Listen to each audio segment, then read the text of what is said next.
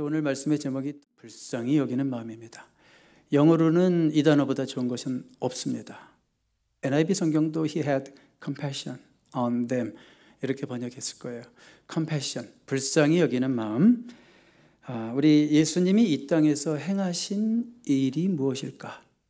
예수님이 이 땅에서 행하신 일이 무엇일까? 보통 세 가지로 요약하죠.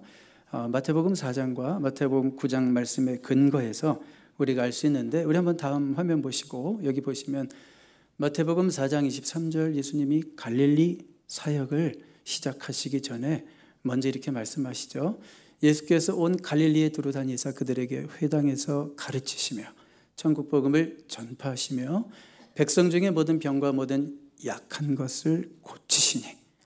세 가지죠. 가르치시고 전파하시고 고치셨습니다. 예수님이 이제 갈릴리 사역을 다 마치시고, 마태복음 9장 35절에 보면 마태는 예수님이 갈릴리 사역을 다 마치셨을 때 다시 한번 써머리 하고 있어요. 예수께서 모든 도시와 마을에 두루 다니사 그들의 회당에서 가르치시며 천국 복음을 전파하시며 모든 병과 모든 약한 것을 고치시니라. 너무 귀한 말씀이죠. 자, 그래서 이 세 가지가 예수님의 삼중 중요한 사역입니다. 가르치셨고요, 전파하셨고 고치셨습니다. 가르치셨다는 것은 디다스코, 디다케 명사형으로 하면 오늘날의 성경 공부와 비슷하다 생각하시고 자세히 설명해 주시는 것이고, 전파하셨다는 것은 다르게 말하면 선포하시는 겁니다. proclaim 하는 거죠. 헬라어로는 케루소가 쓰였는데 오늘날의 설교와 가깝습니다. 그러니까 모든 회중이 들을 수 있도록 herald, 알리고 선포하는 거예요. 그리고 고치심은 테라피오라는 헬라어가 쓰였는데, 여기 테라피오 많이 들어봤죠? 여기서 테라피라는 영어도 물론 나왔죠. 우리가 보통 치유라고 하는 단어로 씁니다. 자, 이렇게 예수님은 이 세 가지 사역을 하시기 위해서 이 땅에 오셨고, 이 사역을 하시다가 십자가를 지셨고, 이 사역을 마치시고 승천하신 거죠. 자, 이 세 가지 사역을 둘로 줄인다면, 둘로 줄일수록 여러분들 기억하기 좋죠? 둘로 줄인다면 하나는 예수님이 하신 것은 말씀 사역이고 또 하나는 치유 사역이다, 이렇게 생각하시면 돼요. 그러니까 예수님은 이 두 가지만 하셨어요. 이 땅에 오셔서 말씀 사역하시고 치유 사역하셨다. 그러니까 우리 교회는 오늘날 뭐 해야 되는 공동체 같아요? 예수님 따라하는 공동체니까 말씀 사역에 힘쓰고 살리는 치유 사역에 힘써야 될 줄로 믿습니다. 이것을 또 하나로 줄인다면, 셋에서 둘로 줄였는데 하나로 줄인다면 예수님이 지상에 오셔서 하신 일은 뭘까? 한번 따라해 볼까요? 생명사역. 네네, 예수님은요 살리는 생명사역을 하셨어요. 예수님이 하신 일이 영적인 의미든지 육적인 의미든지 살리시는 사역입니다. 예수님이 하시는 일에는 열매가 항상 살아나는 거예요. 죽는 것이 아니라 살아나는 것입니다. 여러분, 설교가 뭐라고 생각하세요? 케로소가 살리는 사역입니다. 여러분, 가르침이 무슨 사역이라고 생각하세요? 우리의 지식을 높이는 사역이 아니라 살리는 사역입니다. 그렇죠? 그리고 살리는 사역 가운데 하나가 또 뭐라고요? 병 고치는 사역. 여러분, 성결교단에서는 사중복음이라는 걸 얘기하죠. 중생, 구원, 중생, 성결, 신유, 재림. 이 모든 네 가지가 다 성경에서 강조하는 부분이잖아요. 이렇게 말씀 사역과 치유 사역을, 살리는 사역을 열심히 하면 우리에게 나오는 결과, 열매가 무엇일까요? 그것이 바로 영혼 구원입니다. 하나님 나라의 확장입니다. 그러니까 교회는 교회가 할 일만 하면 영혼들이 구원받는 일들을 우리가 보게 될 줄로 믿습니다. 이렇게 예수님의 살리시는 우리 사역의 현장으로 이제 가보겠는데요. 다음 화면 볼까요? 35절 보시면, 다음 화면 보세요. 예수께서 모든 도시와 마을에 두루 다니사 그들의 회당에서 가르치시며 천국 복음을 전파하시며 모든 병과 모든 약한 것을 고치시니라. 여기 보시면 예수님이 모든 도시와 마을에 두루두루 walked around, 두루두루 다니셨다, 이런 표현이 있습니다. 얼마나 다니신 걸까? 어느 지역을 다니신 걸까? 그 당시 유대 역사가로 유명한 요세푸스의 기록을 보면 당시 이게 지금 갈릴리 사역이라고 그랬죠. 예수님의 그 갈릴리라는 지역에 한 200개 정도의 도시와 마을들이 있었다라고 기록하고 있고요. 그리고 거기에 인구가 대략 한 300만이 되었다. 이렇게 기록하고 있으니까 고대 그 시대 도시로서는 굉장히 큰 도시라는 개념이 아니라 갈릴리는 지역 개념이죠. 굉장히 큰 지역입니다. 자, 그런데 예수님은 모든 도시에만 가신 것이 아니라 빅 시티에만 가신 것이 아니라 스몰 빌리지, 작은 마을에도 두루두루 다니셨다라고 말씀하고 있어요. 예수님은 여러분 부자 동네에만 가셨나요? 아니죠. 예수님은 편견 없이 어느 곳이든지 필요한 영혼들이 있는 곳으로 가셨다. 이런 말씀이죠. 여기서 특별히 더 눈에 띄는 것은 예수님은 얼마나 부지런하셨을까. 여러분 예수님에게 주어진 퍼블릭 미니스트리 공생의 기간이 얼마인지 아시죠? 길어야 3년 반이었습니다. 가장 길게 잡아도 3년 반이었는데 그 3년 반 동안에 이 갈릴리 200개 도시 마을뿐 아니라 남쪽 지역 유다 지역뿐만이 아니라 중부 지역 사마리아 지역뿐만이 아니라 또 요단강 저 너머 동편 거라사 가다라 지방 이방인 지역 오늘날의 요르단 지역까지 3년 반에 그 일들을 열심히 쉬지 않고 하시는 모습, 부지런한 모습을 우리가 보는 거죠. 그리고요, 병도 골라서 몇 명만 고쳐줄 게 아니라 예수님께 간절히 믿음으로 나오는 모든 자들의 병과 약한 것을 고치셨다. 이렇게 기록하고 있죠. 그렇다면 예수님에게 가장 필요한 것은 무엇이었을까요? 집중입니다. concentration. 예수님에게 가장 필요한 것은 집중이었을 것입니다. 예수님은요, 이것저것 다 하실 수가 없었어요.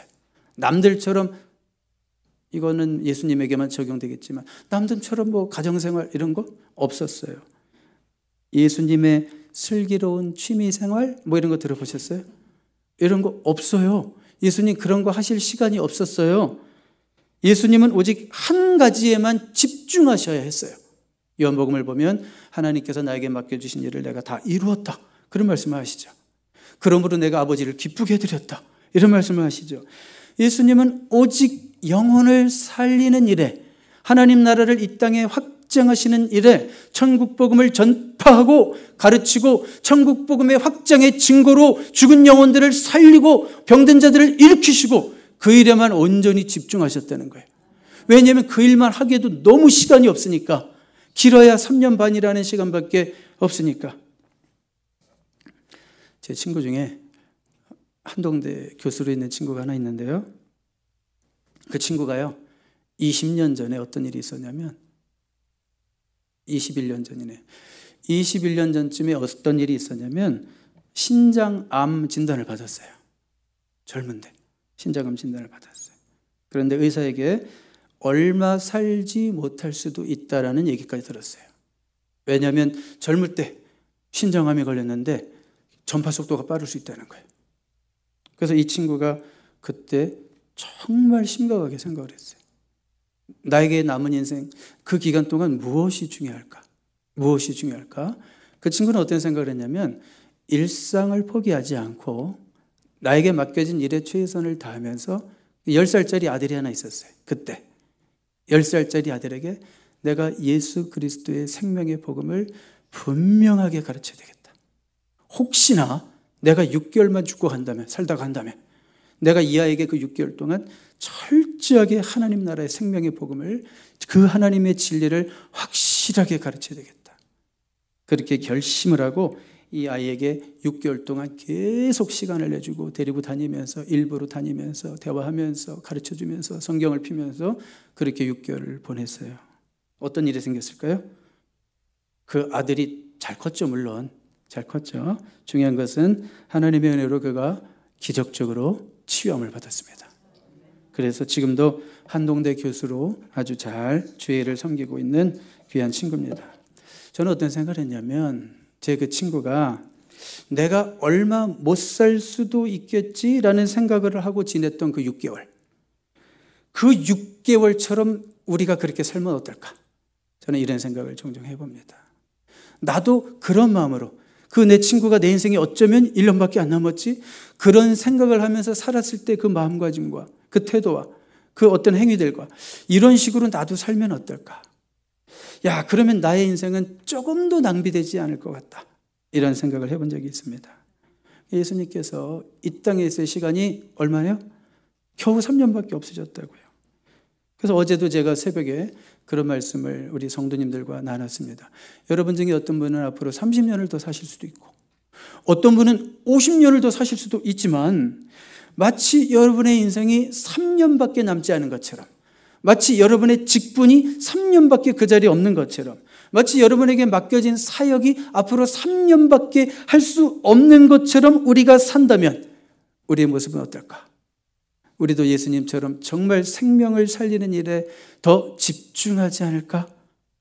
저는 이런 생각을 종종 합니다. 자, 그럼 이제 제가 한번 다른 질문을 던질게요. 예수님의 3대 사역은 우리가 알았어요. 그렇죠? 전파하시고 가르치시고 고치시는 사역을 하셨는데 예수님은 도대체 어떤 마음으로 무리들을 보시며 복음을 선포하시고 전하시고 가르치시고 또 병을 고쳐주셨을까요? 다르게 말하면 예수님 사역의 동기가 무엇이라고 생각하세요? 너무 분명하게 성경에 나와 있습니다. 우리 한번 36절로 가겠는데요. 예수님 사역의 동기는 딱 한 가지입니다. 무리를 보시고 불쌍히 여기시니 이겁니다. 무리를 보셨을 때 너무 불쌍하게 느껴지는 거예요. 육신적으로 생각해도 병든 영혼들이 불쌍히 느껴지는 거예요.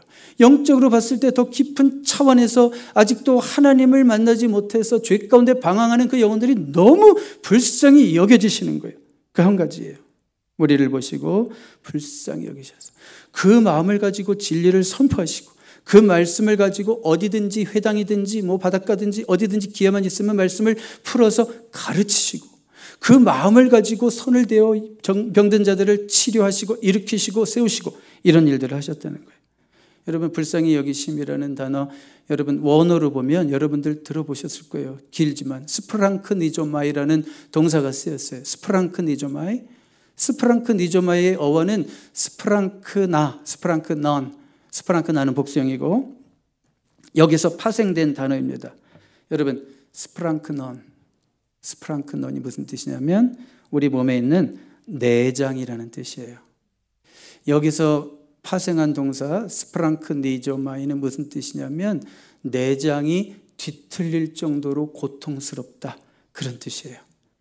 그러니까 예수님이 그 죄 가운데 있는 그 병 중에 있는 그 인생의 고통 가운데 있는 영혼들을 보면서 아프구나 단지 그렇게 쳐다보신 게 아니라 내 내장이 뒤틀릴 정도로 내 마음이 아프고 힘들구나. 우리 예수님이 그런 생각을 하셨다는 거예요. 여러분이 스프랑크니조마이가요 나중에 라틴어로 와서 이제 영어로 오면 컴패션이 된다고 그랬죠. 컴패션은 라틴어 어원을 가지고 있는 거예요. come 그 다음에 passion. come이라는 것은 with 함께해요. passion은 suffer 무엇 때문에 고통을 당하는 걸 말하는 거예요. 그러니까 compassion이라는 건 뭐냐면 함께 고통을 당한다 그런 뜻이에요. 그러니까 예수님이 아파하시는 것은 우리의 아픔에 동참하시는 걸 말하는 거예요. 우리가 아플 때 예수님이 우리보다 더 아파하시고 우리가 힘들어할 때 왜 예수님은 왜 나를 몰라줘요? 우리는 그렇게 불평할 때가 있지만 예수님은 우리보다 더 아파하신다고요. 주님은 우리의 고통 중에 함께 하시는 주님이심을 믿습니다. 이거 진짜 놀라운 겁니다. 예수님이 이런 마음을 가지고 사역하실 때 그 시대 고대 그리스의 신들을 비교해 보면요 너무 놀라워요. 그 시대 이방 신들의 그 성격들을 아주 생각해 보면 아주 놀라워요. 왜 놀라울까요? 여러분 그리스 신화를 공부하신 분, 연구하신 분도 있겠지만 그 시대의 모든 신들의 특징이 두 단어로 표현돼요. 오늘날 학자들이 그렇게 요약을 해요. apathy, indifference 이런 단어 영어로 무관심이에요. 신들은 사람들의 인간들의 복지에 전혀 관심이 없어요. 그리고 신들은 왜 고대 그 신들은 인간들을 창조했냐면 인간들을 부려먹으려고 창조했어요. 인간들을 착취하려고 자기들이 누릴 수 있는데 노동력의 수단으로 그들을 창조해놨어요. 그런 시대에 심지어 유대교조차도 하나님을 왜곡해서 우리와 함께 하시는 하나님이 아니라 우리에게 짐이나 짊어지게 하는 그런 무서운 하나님, 그 막 복수하는 하나님, 이런 식으로 유대인들이 하나님의 신을, 하나님을 왜곡시켜놓은 그 시대, 예수님은 어떤 하나님으로 우리에게 오세요? compassionate, 우리와 함께 하시고 우리의 아픔에 동참하시는 하나님으로 우리에게 다가오신다는 것, 이게 너무 놀라운 거예요. 어디서 그런 얘기를 해요? 누가 감히 그런 얘기를 해요? 이 사실이 위로가 되지 않습니까? 하나님이 우리의 고통 중에 함께 하신다라는 이 사실이 위로가 되죠. 여러분, 하나님이요, 우리의 고통을 항상 없애주시지는 않습니다. 그러나 하나님은 우리의 고통 중에 항상 함께 계십니다. 이해가 가시나요? 하나님은 우리의 고통을 항상 없애주시지는 않습니다. 왠지는 몰라요. 어떤 필요가 있어서 그런지는. 그렇지만 하나님은 우리의 고통 중에 항상 함께 하신다는 사실 때문에 여러분 얼마나 위로가 돼요? 정말 위로가 많이 되나요? 고통 중에서 늘 함께 하시는 예수님 때문에 우리가 외롭지 않아야 되는데 실상은 그렇지가 않아요. 주님이 분명 우리와 함께 하시고 나는 그런 주님임을 믿는데, 나는 그런 주님을 아는데 그럼에도 불구하고 외로울 때가 있어요. 여전히 외로워요. 여전히 힘들어요. 그래서 예수님은 저와 여러분을 우리 예수님의 파트너로 부르시는 거예요. 네가 그 역할을 좀 같이 할 수 없겠니? 네가 그 역할을 내가 지금 갈 수 없으니 네가 대신 갈 수 없겠니? 네가 그의 고통을 좀 어루만져 주면 안 되겠니? 저는 은사공동체 우리 안에 그 누구도 외로움 가운데 소외되는 자가 없기를 정말 간절히 바랍니다. 저는 그래서 감사할 게 있어요. 우리 공동체 가운데 그 누구도 외롭지 않기를 바라는데 이 사랑이 너무 부족한 박 목사로 인하여 제가 다 하지 못하는 그 일들을 기꺼이 짊어지시고 함께 그 사역을 나눠주시고 고통당하는 자들의 손을 잡아주시고 그들에게 바로 달려가시고 이런 영혼들이 있어서 저는 너무나 감사해요. 그래서 우리 교회는 결코 앞으로 외로운 자가 없을 거예요. 왜냐하면 여러분들 때문에 그렇게 주님의 심정을 가지고 그 아픈 자들의 손을 잡아주시는 예수님의 사역을 나눠서 짐져서 함께 하시는 여러분들 때문에 앞으로 우리 교회에는 외로운 자가 없으리라고 저는 믿습니다. 여러분, 불쌍히 여긴다는 것은 무슨 감상 같은 거 아니에요. 가슴이 찡하고 뭐 여기서 끝나는 거 아니에요. 이 불쌍히 여긴다는 것은 구체적으로 옆에 함께 있어주는 겁니다. 예수님이 보혜사 성령으로 우리와 함께 있어 주시듯이 정말로 불쌍히 여긴다면 구체적으로 함께 있어주는 것이고 시간을 같이 써주는 것이고 때로는 필요하다면 물질을 통해서 도울 수도 있는 것입니다.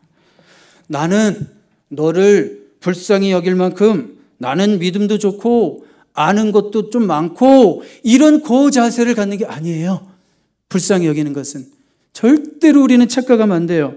긍휼은 우월의식을 가진 자의 동정심이 절대 아닙니다.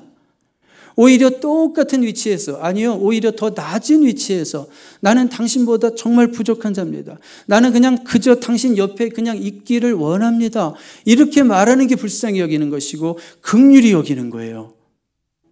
저는 그런 자들이 우리 가운데 많아지기를 바랍니다. 자, 다음 질문을 제가 드리겠습니다. 그럼 예수님은 구체적으로 무리들의 어떤 모습 때문에 불쌍한 마음을 가지셨을까? 여기 하반절에 보면 그들이 목자 없는 양과 같이 뭐라고 그랬어요?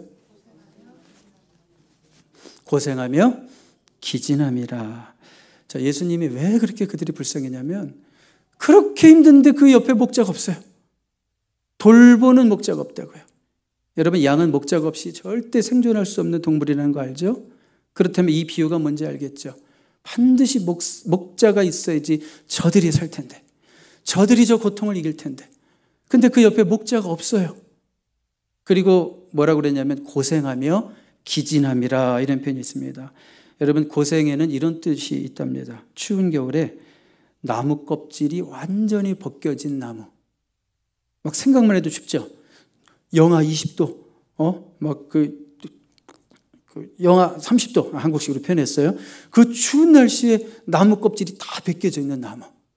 또 어떤 뜻이냐면, 그 고생이라는 것이 고기가 동강이 나서 잘라진 상태, 정육점의 고기처럼 전혀 희생 가능성이 없는 거, 어떤 희망도 없는 상태. 지금 이스라엘 백성들이 바로 그 모습이라는 거예요. 그렇게 고생하고 있다는 거예요. 그런데 옆에 뭐가 없어요? 목자가 없어요. 기진이라는 것은 풀이 죽은 모습, 생명력이 전혀 없는 모습을 말하는데, 누구 하나 돌봐줄 목자가 없는 거예요. 예수님 눈에. 아니, 그 시대에 목자가 없어요? 종교 지도자가 없어요? 그 시대에 얼마나 많은 바리새인들과 서기관들과 종교 지도자들이 있었습니까? 그런데 예수님 보시기에는 참 목자가 없어요.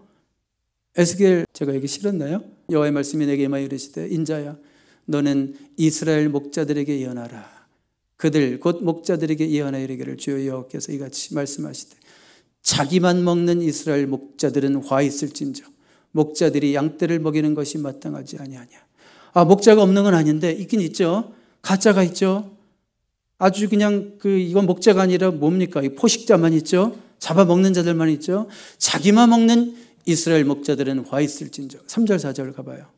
너희가 살찐 양을 잡아 그 기름을 먹으며 자기들만 입에다 쳐넣으며, 저는 이런 표현을 넣고 있죠.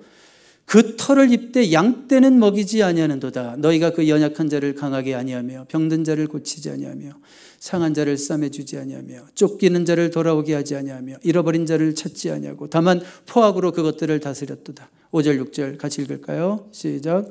목자가 없으므로 그것들이 흩어져서 모든 들짐승의 밥이 되었도다.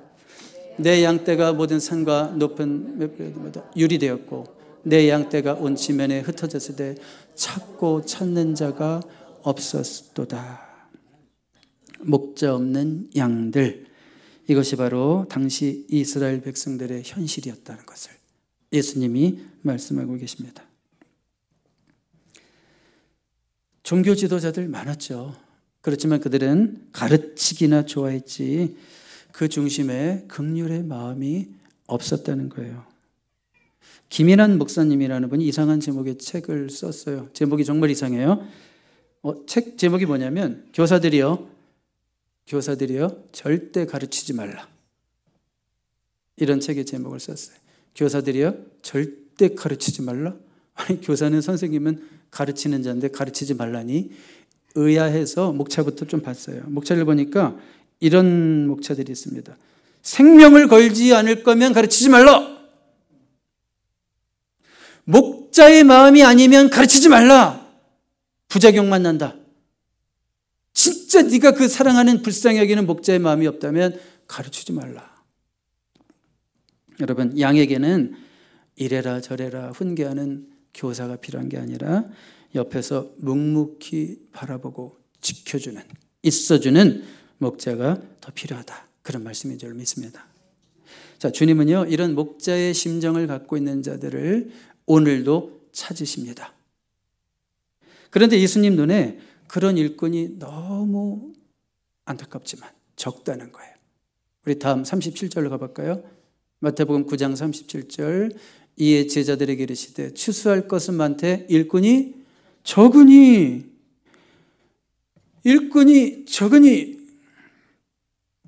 여러분, 여기 지금 추수라는 말이 있습니다. 한번 눈을 동그랗게 뜨시고 저를 바라보시고. 제 말을 듣고도 아직 눈을 감고 계신 분은 뭐 하시는 거예요 지금? 자, 눈을 동그랗게 뜨시고 저를 바라보시고. 자, 여기 추수라는 말이 나오는데 추수가 뭘까요? 여기서 choose harvest. 오, 발음 좋아요. 여기서 추수란 무엇인가? 누군가를 전도하여 참 목자이신 예수님께 연결하는 우리의 수고를 말하는 거예요. 이 본문에서는 추수가 뭐라고요? 누군가를 전도하여 참 목자이신 예수님께 연결해주는 우리의 수고를 말하는 거예요. 그러니까 추수라는 것은 전도를 말하는 거죠. 추수는 영혼 구원입니다. 그 추수를 누가 하려는 거예요? 목사가 하려는 거예요? 목사를 포함해서 우리 모두가 하라는 말씀인 줄 믿습니다. 여러분, 요즘 제일 우리가 많이 듣는 말이 있어요. 신앙생활하면서 교회들이 너무 힘들다, 교회가 너무 힘들다, 이민사회도 너무 힘들다, 교회 올 사람이 없다. 그런데 우리 주님 말씀은 추수할 것이 많다. 우리는 맨날 힘들다고 그러고 없어요, 요즘은 교회 잘 안 와요, 출산율도 떨어졌어요. 그런데 예수님 말씀은 추수할 것이 많다. 어떻게 된 거예요? 왜 우리 생각과 왜 우리 판단과 왜 예수님의 말씀이 틀리죠? 자, 문제는 뭐예요? 교회 올 사람이 없는 것이 아니라 추수할 일꾼이 없는 거죠. 그렇죠? 추수할 일꾼이 없는 거예요. 자, 예수님은 우리에게 추수하라고 그랬지. 예? 예수님 우리에게 추수하라고 그랬지 씨를 뿌리라고 하시지 않았어요? 정말 중요한 말씀 드릴게요. 집중해서 들으시기 바랍니다. 예수님은 우리에게 씨를 뿌리라고 하시지 않았어요. 다만 추수하라 이렇게 말씀하셨어요. 이미 추수를 기다리고 있는 다 준비된 익은 곡식이 있다는 얘기죠. 너희들이 가서 거두기만 하면 되는데, 제가 2주 전에 좀 이상한 표현 썼지만 가서 네가 그냥 국 찌르기만 하면 되는데 추수하라 말씀하신 거예요. 그러므로 오늘 교회들이 힘든 것은 예수 믿을 사람이 없어서가 아니라, 출산율이 낮아져서가 아니라 추수하라 말씀하시는 주님의 명령에 우리가 불순종해서입니다. 맞아요? 틀려요? 맞지 않습니까? 제가 몽골에 다녀오신 한 목사님의 간증을 들었는데요. 저 어느 나라라고 그랬어요 지금? 몽골. 그 나라에 추수할 영혼이 너무 많아가지고 이 목사님이 선교팀이 다녀오고 너무 흥분을 해가지고 우리 교회가 드디어 사명을 찾았다고, 너무 막 흥분이 된다고 막 흥분을 하시면서 설교를 하는데, 제가 그분의 간증을 들으면서 나도 막 몽골로 가고 싶더라고요. 나도 막 몽골로 가고 싶은 생각이 잠깐 들었다가 어떤 생각으로 다시 들었냐면, 바로 드는 생각이 몽골만 선교지인가? 라스베가스가 선교지지. 이런 생각이 들으면서 정신이 번쩍 나더라고요. 여러분, 화려한 불빛의 도시 라스베가스의 추수를 기다리는 정말 마음이 공허하고 영적으로 갈급한 영혼들이 얼마나 많은지 생각해 보셨습니까? 바울이 사도행전 18장에서 그런 음성을 듣죠. 우리 주님께 가서 입을 열어라, 입을 다물지 말아라, 전하라. 이 성 중에 네 백성이 많음이라, 아니 내 백성이 많음이라. 주님 이러셨잖아요. 저는 그래서 몽골에 갈까 흥분하다가 아니지, 내가 있어야 될 곳은 라스베가스지. 이곳에 정말 우리 하나님께서 예비하신 영혼들이 있지. 입을 다물면 안 되지. 우리 성도들에게도 깨우쳐야지. 같이 그 일을 해야지. 여러분들 잠잠하지 마십시오. 갈급한 영혼들을 구원한 일에 저와 여러분이 쓰임받게 되기를 바랍니다. 자, 그럼 이제 필요한 것이 무엇일까? 마지막입니다. 그럼 이제 필요한 것은 무엇일까요? 추수할 것은 많되 일꾼이 적으니 38절을 가봐요.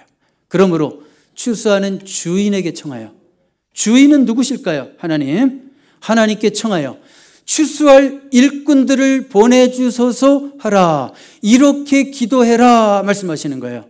어떻게 기도하라고 하시는지 자세히 보세요. 자, 추수하는 주인 하나님께 청하기를, 기도하기를 어떻게 기도하냐면, 하나님 저 잃어버린 영혼들을 위해서 기도합니다, 이렇게 기도하는 것이 아니라, 하나님 저 잃어버린 영혼들을 구원할 수 있는 일꾼들을 보내주세요라고 기도하래요. 물론 우리가 그 잃어버린 영혼들을 위해서 기도해야 되죠.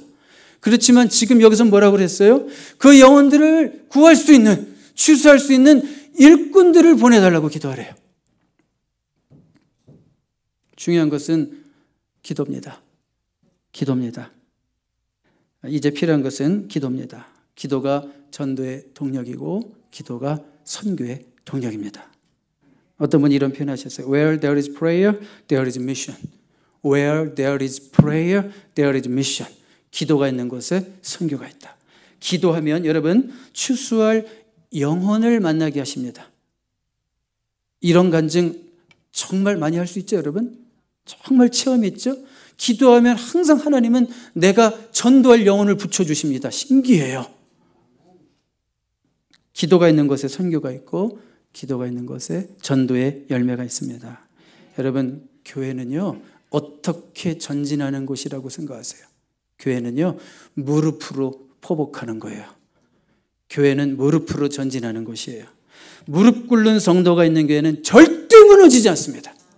무너지지 않는 정도가 아니라 정말 기도가 있는 교회는 하나님께서 흥왕하게 하실 줄로 믿습니다. 근데 기도하되 어떤 내용으로 기도해야 할 것인가? 이게 마지막 포인트예요. 잘 들어보세요. 어떤 내용으로 기도해야 될 것인가? 추수할 누구를 보내주소서? 일꾼들을 보내주소서. 추수할 목사를 보내주소서? 아니요. 추수할 전도 훈련 잘 받은 특공대 보내주소서? 아니요. 추수할 일꾼들을 보내주소서. 이렇게 기도하라고 했어요. 여기 일꾼들은 에르가타스라고 하는 헬라어가 쓰였는데 쉽고 단순한 일, 누구나 할 수 있는 일을 할 수 있는 평범한 노동자에 가까운 표현이에요. 무슨 말씀인가요? 누구나 이 추수할 수 있는 일꾼이 될 수 있다 없다? 될 수 있다. 그런 말씀입니다. 뭐만 있으면 돼요? 그냥 그 영혼을 불쌍히 여기는 마음 하나만 있으면 돼요. 전도하는데 박식한 성경 지식 가지고 가서 해서 되든가요?